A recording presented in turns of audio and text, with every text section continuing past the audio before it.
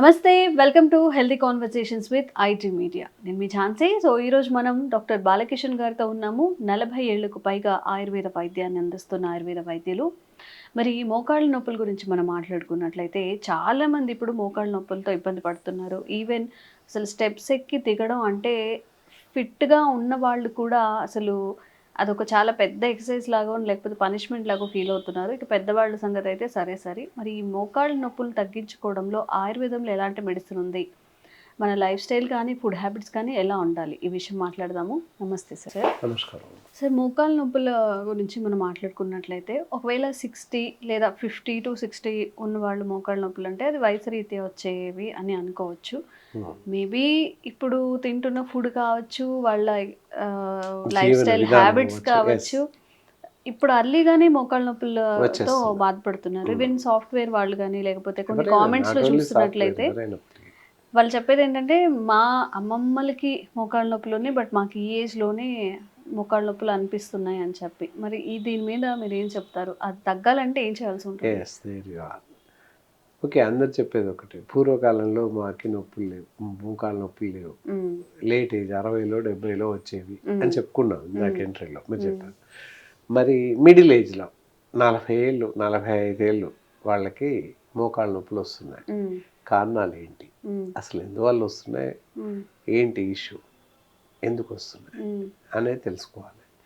అక్కడ చూస్తే ఏంటి అంటే జీవన శైలి, జీవిస్తున్నటువంటి జీవన విధానం సరిగా లేదు, అలాగే తీసుకునేటటువంటి ఆహారం సరిగా లేదు.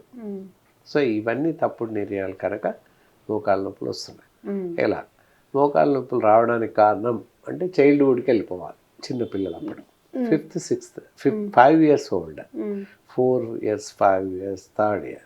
పూర్వకాలంలో 5 ఏళ్ళు దాటితే కానీ స్కూల్కి పంపించేవాళ్ళు కారు. ఇప్పుడు పిల్లలు ఇంట్లో అల్లరి చేస్తున్నారని బడికి పంపించడం. పిల్లలు అల్లరి చేయకపోతే పెద్దవాళ్ళు అల్లరి చేస్తారా? అల్లరి చేయకపోతే ఎదుగుదల లోపించినట్టే లెక్క యాక్చువల్లీ. సో ఎనీవే స్కూల్కి పంపిస్తున్నారు, ప్లే స్కూల్ అని ఏదో స్కూల్కి పంపిస్తున్నారు. అప్పుడు ఏమైంది, చిన్నప్పటి నుంచో పిల్లలకి స్ట్రెస్కి లోన్ అవుతుంది, వాళ్ళ బ్రెయిన్ ఎదుగుదల లోపిస్తూ ఉంటుంది. వన్ వే ఆఫ్ ఎక్స్క్రిషన్ ఉంటుంది, మిగతా అంతే ఏది ఉండదు, లోపిస్తుంది. ఫిజికల్ యాప్టిట్యూడ్స్ డౌన్ తగ్గిపోతుంటాయి. వాళ్ళు చెప్పినట్టే సిస్టమేటిక్గానే ఆడాలి, ఆడడం కూడా ప్లే స్కూలే, కానీ ఈ చెయ్యి ఇలా అంటే ఇలానే అనాలి, ఇటు అనకూడదు ఇటు అనకూడదు.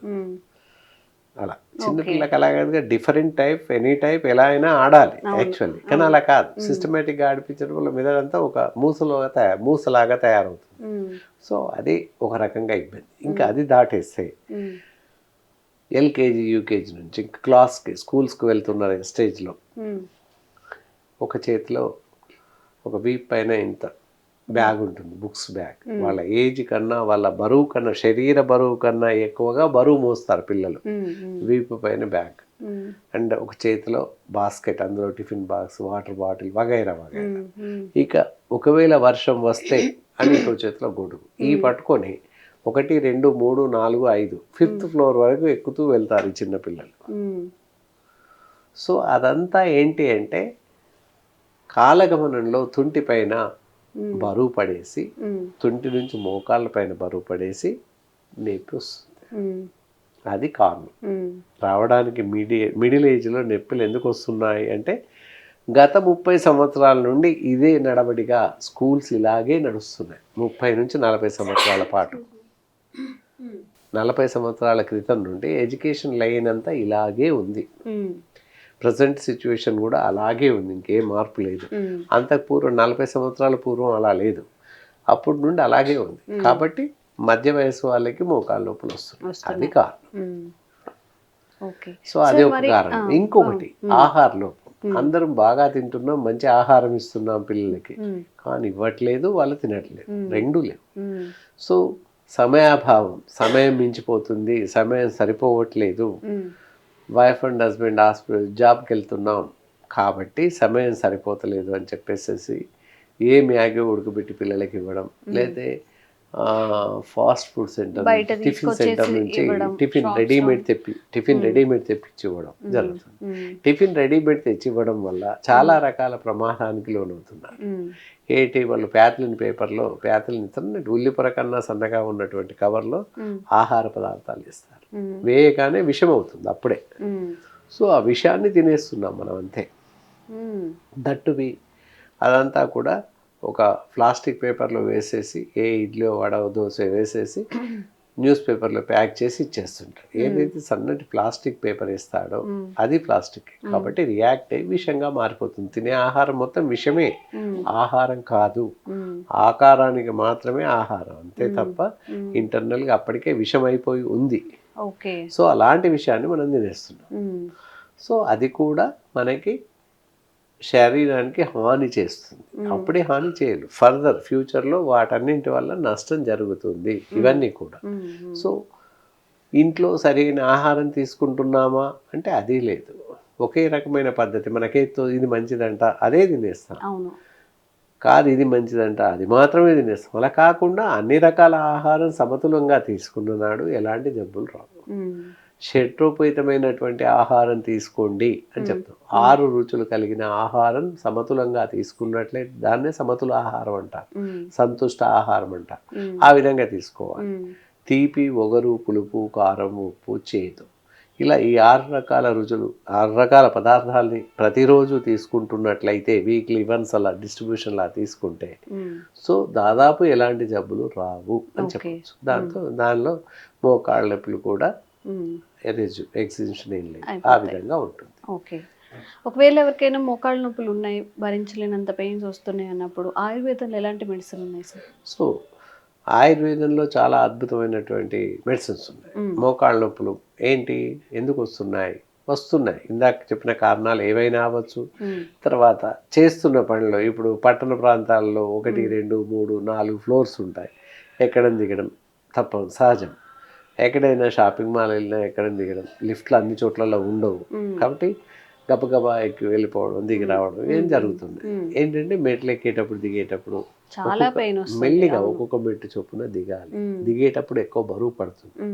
ఎక్కేటప్పుడు కూడా మెల్లిగా సైడ్ పారాఫిట్ వాల్ పట్టుకొని ఒక్కొక్క మెట్టు చొప్పున ఎక్కాలి, ఒక్కొక్క మెట్టు చొప్పున దిగాలి జాగ్రత్తగా.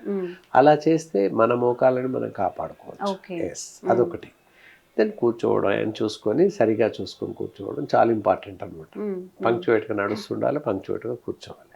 సో ఆ విధంగా చేస్తే కొంతవరకు ఎక్స్టెన్షన్ ఆఫ్ లైఫ్, మోకాళ్ళకి కొంత లైఫ్ పెంచుకోవచ్చు మనం. అది తర్వాత మంచి ఆహారం తీసుకోవాలి. ఈ రోజుల్లో ఎవరు పాలు తీసుకోవడం కానీ పాలు తాగడం చేయట్లేదు. పాలు తాగకూడదట అని మానేస్తున్నారు. ఎవరికి నూనె తక్కువ వాడాలట, నూనె వాడట్లేదు. ఎవరు చెప్పారు నూనె వాడద్దని? మన ఇంట్లో ఒక 4 ఉంటే 20 ml ఆయిల్ వాడతాం. మనకి ఆ ఉడికి 2.5 grams ఆయిల్ వస్తుంది అంతే. అందులో ఎంత 1.15 milligrams ఫ్యాట్స్ వస్తుంది అంతే. ఇంకెక్కడెక్కువ వాడాము మనం. పల్లీలు కూడా, గ్రౌండ్నట్స్ కూడా వెరీ ఎనర్జెటిక్ ఫుడ్ అనమాట. సో అవి తీసుకోవాలి. అందుకే అన్ని రకాల ఆహారం తీసుకోవాలి అని చెప్పగలుగుతాం. అలా పాలు ఉదయం 1 కప్పు, సాయంత్రం 1 కప్పు పాలు తాగితే కూడా దానివల్ల కాల్షియం ఉంటుంది, సబ్ మినరల్స్ ఉంటాయి, ఐరన్ ఉంటుంది, ఇవన్నీ ఉంటాయి, ఫోలిక్ యాసిడ్ ఉంటుంది, ఎముకలకు బలాన్ని ఇచ్చేది. సో ఇవన్నీ 1 కప్ ఆఫ్ పాలల్లో ఉంటాయి కనుక పాలు తాగండి అని చెప్తాం అనమాట ఉదయం సాయంత్రం. దానివల్ల చాలా ఎనర్జీ, చాలా లాభం ఉంటుంది.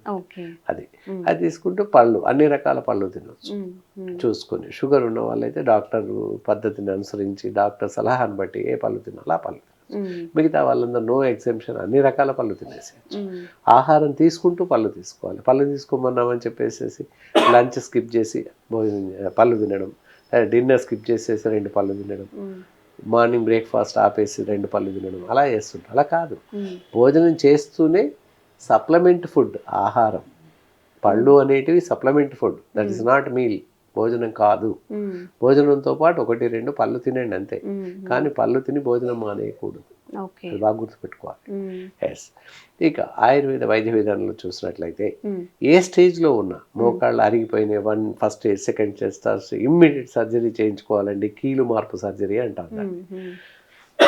సో అలా సర్జరీకి వెళ్ళాల్సిన పరిస్థితుల్లో ఉన్నప్పటికీ కూడా ఆయుర్వేద వైద్యం ద్వారా పూర్తిగా తగ్గించే అవకాశం ఉంది. ఆపరేషన్కి ఏమాత్రం వెళ్ళాల్సిన అవసరం లేదు, శస్త్రచికిత్స అసలే అవసరం లేదని చెప్పవచ్చు నిక్కచ్చిగా. దానికి కాను అద్భుతమైన మెడిసిన్స్ ఉన్నాయి. ఇక్కడ చూడొచ్చు ఆర్థో యోగ్ అనేటటువంటి ట్యాబ్లెట్స్ ఏవైతే ఉన్నాయో, మోకాళ్ళు ఏ పరిస్థితుల్లో ఉన్నా, ఎంత అరుగుదల ఉన్నప్పటికీ, first stage, second stage, third stage, fourth stage, it's very worst condition, surgery రేపే చేయాలి అని చెప్పే వాళ్ళకు కూడా ఈ ఆర్థోయోగ్ ట్యాబ్లెట్స్ చాలా బాగా పనిచేస్తాయి. దీంతో పాటు ఎక్స్టర్నల్ అప్లికేషన్ ఆర్థోఫెన్ ఆయిల్ అని ఉంటుంది. ఎక్స్టర్నల్గా పైపోతగా ఆయిల్ వాడతాము, ఇంటర్నల్గా ఈ గోళీలు వేపిస్తుంది. దీంతో పూర్తిగా తగ్గే అవకాశం ఉంటుంది. కనుక ఎవరైనా ఏ ఏజ్ వాళ్ళైనా కూడా మెడిసిన్ వాడవచ్చు. ఎలా వాడాలి సార్ దాన్ని? ఉదయం బ్రేక్ఫాస్ట్ తర్వాత 2 మాత్రలు, రాత్రి డిన్నర్ తర్వాత 2 మాత్రలు చొప్పున వేస్తూ వెళ్ళాలి. సో ఇది మందు వికటించడం కానీ లేకపోతే రియాక్షన్స్ రావడం కానీ అసలే జరగదు, ఏమీ ఉండదు. ఓకే, అలా ఎన్నాళ్ళు వాడాల్సి వస్తుంది సార్? పెయిన్స్ ఎన్నాళ్ళు తగ్గుతాయి? 5 to 6 months వరకు వాడినట్లయితే ఇంకా అసలు జీవిత కాలంలో మళ్ళీ మోకాళ్ళ నొప్పులు, నీ పెయిన్స్ అనేటివి రావు అని చెప్పచ్చు. ఓకే. దీంతో పాటుగా మేము సబ్స్టెన్స్ మా దగ్గరికి వచ్చినట్లయితే పర్టికులర్ ఎక్సర్సైజెస్ మేము మాత్రమే చేపించి చూపించే ఎక్సర్సైజెస్ ఉంటాయి. డాక్టర్స్ని అడిగితేనే చెప్తారు. మాలాంటి ఆయుర్వేద ఎక్స్పర్ట్ డాక్టర్స్ మేమే ఎక్సర్సైజ్ చేపిస్తాం వాళ్ళకి. ఓన్లీ మోకాళ్ళకి సంబంధించినటువంటి ఎక్సర్సైజ్ మాత్రమే చేపిస్తాము. Just that is for only 10 minutes అలా చేపిస్తుంటాం. మెడిసిన్స్ వాడిపిస్తుంటాం. వాళ్ళకి ఏంటి అంటే లైఫ్ లాంగ్ మళ్ళీ నీ పెయిన్స్, మోకాళ్ళ నొప్పి అనేటటువంటి రిపోర్ట్ జరిగిన సందర్భాలు లేవు. అండ్ ఈ టాబ్లెట్స్ ఆర్థోయోగ్ వాడడం వల్ల మోకాళ్ళు అరిగిపోయిన, గుజ్జు అరిగిపోయింది అంటారు కదా సార్, అది కూడా ఫామ్ రీకనెక్షన్. అది ఏ సమస్య ఉన్నా, దేని వల్ల వచ్చినా తగ్గిపోతుంది. Okay. Thank you so much sir. నమస్కారం అమ్మా.